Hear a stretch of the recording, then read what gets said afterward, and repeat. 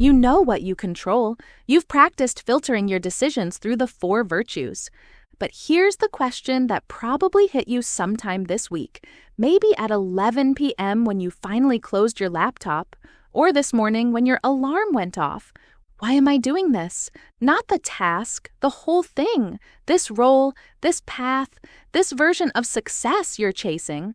Why does any of it matter if you're exhausted? If you're not sure you even want what you're working toward? If you look at your calendar and barely recognize your own priorities? Marcus Aurelius asked himself this question every single day, and his answer wasn't reassuring platitudes. It was stark, because time is running out. Not eventually. Right now, every moment you spend on work that doesn't matter, every meeting you attend out of obligation, every project you pursue because you think you should, that's time you're never getting back. Welcome back to Book Takeaways for Professional Growth. I'm Sophia, and today we're exploring Memento Mori, the practice of remembering that you will die. Not to be dark, but because it's the sharpest clarity tool you have. The moment you truly accept that your time is finite, everything else comes into focus. What matters, what doesn't, what you're willing to change. Segment 1. What is Memento Mori? Redefining death awareness. Memento Mori is Latin for remember you must die. When most people hear that, they think depressing, morbid, nihilistic. Why would anyone start their day thinking about death? But that completely misses what Marcus Aurelius was actually doing. Here's the thought experiment. If you knew you had exactly 1 year left to live, what would you immediately stop doing? You'd stop attending meetings that accomplish nothing. You'd stop performing for people whose opinions don't actually matter to you. You'd stop chasing promotions that look impressive but don't align with what you care about. And what would you start doing? You'd probably have more honest conversations. You'd spend time with people you love. You'd work on projects that feel meaningful, not just safe. You'd say no to things that drain you and yes to things that refuel you. That clarity, that's Memento Mori. But here's what makes it powerful. You don't need a terminal diagnosis to access that clarity. You can choose to think this way right now, this Wednesday morning. Marcus's obsession with finitude. Marcus Aurelius couldn't stop writing about time, not because he was depressed. He was the emperor of Rome, the most powerful person on earth. But throughout meditations, he keeps returning to the same theme. Life is short. Time is a river. Focus on what matters. In Book 2, he writes, "You could leave life right now. Let that determine what you do and say and think." He's not trying to scare himself. He's trying to wake himself up. This meeting you're about to walk into, it matters for an hour, maybe a day. Then it's gone. The email that frustrated you yesterday, already in the past. It's over. The presentation you're anxious about next week, in a month, you'll barely remember it. So why are you carrying all of this? Why are you spending your precious, finite attention on things that won't matter next month, let alone next year? The whole point of remembering death is to remember that your life is yours to direct, not after the promotion, not after you prove yourself, not when things calm down, right now. That's where your power lives, in this moment, the only one you actually have. Segment 2. How mortality clarifies what matters. The crumb versus the core. Let me give you a framework that changed how I think about work stress. There's the crumb, and there's the core.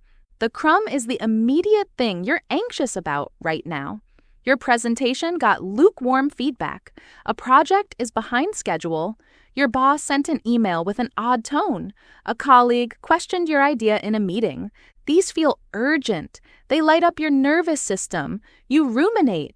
You rehearse responses in your head. You check your phone obsessively. But here's what's actually happening. In 6 months, you won't remember this crumb. In a year, it'll be completely erased from your memory. The core is what you're really anxious about underneath the crumb, and that's where Memento Mori becomes useful. The crumb is, my presentation got lukewarm feedback. The core is, I'm afraid I'm not as good at this as I thought. I'm afraid I'm falling behind. I'm afraid I won't get promoted. I'm afraid I'm on the wrong path entirely. Now, that second version, that's worth your attention, because that's real. That's about your actual values, your actual fears, your actual life direction, but most of us never examine the core. We just keep reacting to crumbs. We keep putting out fires. We stay busy so we don't have to look at the deeper question, am I building a career I actually want, or am I just doing what seems like the next logical step? Memento Mori forces that examination. It says your time is limited. You don't get to drift indefinitely. So look at the core. What's really going on? The question you've been avoiding. Here's the question Memento Mori demands you answer. Is this work actually meaningful to you? Or are you doing it because you think you should? That's terrifying to sit with, because if the honest answer is, I don't know, or probably not, then what? Do you blow up your life? Quit tomorrow? Start over? No, but you do something harder. You stop lying to yourself. Maybe you realize, I'm not actually interested in the promotion path I'm on. I'm doing it because everyone expects me to, because it's what success looks like from the outside. That's brutal to admit, but it's also liberating, because now you can make an actual choice, not a default choice, not what your resume says you should do next, but what you actually want. What kind of work would you do even if it didn't lead to a fancy title? What problems do you want to solve? What kind of impact do you want to have? Who do you want to work with? These questions feel impossible when you're stuck in the daily grind, but when you frame them through mortality, when you really accept that you have a limited number of years left in your career, they become unavoidable. And here's what happens when you get honest about what you actually want. You perform better, you have more energy, you're more creative, you make better decisions. Why? Because you're no longer split. You're not spending half your energy doing the work and the other half resenting that you're doing work you don't believe in. You're aligned, and alignment creates a completely different kind of performance. The same principle applies to relationships, to projects, to where you spend your time. Memento Mori gives you permission, no, it gives you urgency to ask, are these the relationships I want to invest in? Is this the project that deserves my finite attention? Is this the impact I want my career to have? And if the answer is no, you can redirect. Now, redirecting is terrifying. It means change, uncertainty, admitting that the path you've invested years in might not be the right one. But Marcus would say, you're going to die anyway. Time is finite. This is your one shot. So the question isn't, is it scary to change? The question is, what's scarier, changing direction or spending the next decade on a path that doesn't matter to you? When you frame it that way, the choice becomes clear. Segment 3, Strategic Focus, Redirecting Your Career. The Life Audit Framework. So let's make this practical. Here's how you apply Memento Mori to your career right now. You're going to do what I call a life audit, and you're going to do it with radical honesty. No performance, no pretending, just truth. 4 questions. Question 1. If I knew I had exactly 5 years left in my career, what would I immediately stop doing? Not 50 years, 5. It forces ruthlessness. Which meetings would you skip? Which projects would you decline? Which professional relationships would you invest less energy in? Which credentials or certifications would you stop chasing? Write them down. That list, that's showing you what doesn't actually matter to you. Question 2. What's the work I would do even if nobody saw it? Even if I got 0 credit? This one cuts through the status seeking. What work fills you up just by doing it? What problems are you drawn to even when there's no external reward? That's pointing at what actually fulfills you. Question 3. What's one career direction I've been too afraid to pursue? Maybe it's a different role, a different industry. Starting something of your own, going freelance, pivoting to a skill you've been curious about but dismissed as not practical. What's the thing you keep circling back to in your mind but never take seriously? Write it down. Question 4. If I had to justify how I spent my career to someone I deeply respect 20 years from now, what would I need to have done? Not what your parents would want. Not what looks impressive on LinkedIn. Who do you respect? What would feel like a meaningful career to that person and to you? These 4 questions will tell you more about what you actually want than any career assessment ever could. 3 real professional scenarios. Let me show you what this looks like in practice. Scenario 1, the comfortable path that doesn't fit. You're a senior manager, 6 figures, good benefits, security. From the outside, you've made it, but you're exhausted. The work doesn't excite you anymore. You're managing people you respect, but the company's direction doesn't align with what you care about. You've been doing this for 7 years, and the thought of doing it for 7 more makes your chest tight. Memento Mori asks, is this how you want to spend the next 15 years of your finite career? If the answer is no, and be honest, what would it take to change? Could you move to a different company in a space you actually care about? Could you negotiate a different role that uses your skills differently?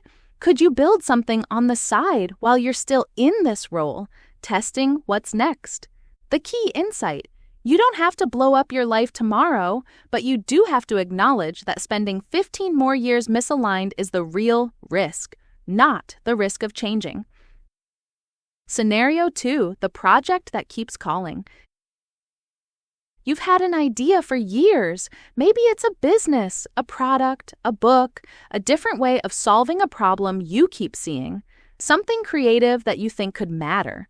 But you keep telling yourself, I'll do it when I have more time. After I get promoted, when I've saved more money, when I've earned the right to try something risky. Memento Mori asks, what if you never have more time? What if this decade is the one where this happens, or it doesn't? You don't have to quit your job tomorrow, but could you spend 5 hours a week on it? Could you prototype it on the side? Could you test whether this idea has legs before you make any major commitment? The point isn't recklessness, it's refusing to wait for permission that's never coming. Scenario 3, the energy drain you're tolerating. You have relationships at work that are depleting you, a negative colleague, a boss who's hard to work with, a team dynamic that's toxic, and you keep telling yourself, it's just how it is. You deal with difficult people. That's part of being professional. Memento Mori asks, how many hours of your finite life are you spending in environments that drain you instead of refuel you? Now, sometimes you have to work with difficult people. That's reality. But Memento Mori gives you permission to set boundaries, to spend less time with people who drain you, to invest more in relationships that matter, or to look for a different role where the day-to-day environment is fundamentally different. You're not obligated to spend your precious, limited time in relationships or environments that don't serve you.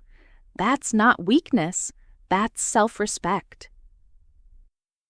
Connecting back to control and virtue. Here's how everything we've explored connects. 2 weeks ago, the dichotomy of control taught you what's actually yours to control. Last week, the 4 virtues gave you a compass for how to use that control. This week, Memento Mori tells you why and gives you permission to make radical changes if your current path doesn't align with what matters, because time is the only resource you can't get back, and most of us spend it on default, the job we fell into, the path that seemed logical 10 years ago, the relationships we inherited rather than chose. Memento Mori says, stop, look at what you're building. Is this what you actually want? And if it's not, you have the power to redirect right now. Segment 4. Key takeaways and close. Here's what I want you to hold on to from today. Number 1, Memento Mori isn't morbid, it's clarity. When you accept that your time is finite, all the noise falls away. You see what actually matters and what you've been carrying out of obligation or fear. Number 2, most career anxiety isn't about the crumb, the immediate thing. It's about the core, whether you're on a path you actually want. Memento Mori forces you to examine that core question instead of just reacting to crumbs. Number 3, you have more agency than you think. You don't have to stay on a path that doesn't fit. You can redirect. You can start the project that's been calling you. You can set boundaries. You can choose. Number 4, this week's practice, do the life audit. Answer those 4 questions with brutal honesty. Don't perform. Don't write what sounds good. Write what's true. See what comes up, and then sit with it. Our Life Audit Guide offer. To guide you through this process, we've created the Life Audit. Align your career with what actually matters. It's part of the Meditations Playbook. This PDF includes the 4 core questions explained in depth with examples, a structured worksheet where you can write your honest answers, a 5-year career vision template. What does success look like when you remove external expectations? A change readiness assessment. If you want to redirect, what would it actually take? What's one small step you could take this month? Reflection prompts to help you process what comes up. This audit isn't something you do once and forget. It's something you revisit every 6 months or whenever you hit a major decision point, because your answer to what matters evolves. Your circumstances change, but the practice of asking keeps you aligned instead of drifting. To get the Life Audit and the full Meditations Playbook, subscribe to the Book Takeaways for Professional Growth newsletter using the link in the episode description. I'll also put the subscription link in the pinned comment. Next Wednesday, we're exploring something that might surprise you: how to use obstacles, how Stoicism reframes failure, rejection, and difficulty, not as things to avoid, but as the raw material for building the character and skills you actually need. Marcus believed that every obstacle contains an opportunity. We'll explore what that actually means in practice. Until then, download the Life Audit. Sit with those 4 questions, be honest, see what's calling you. Thank you for being here. This is Book Takeaways for Professionals, and I'm Sophia. Keep growing.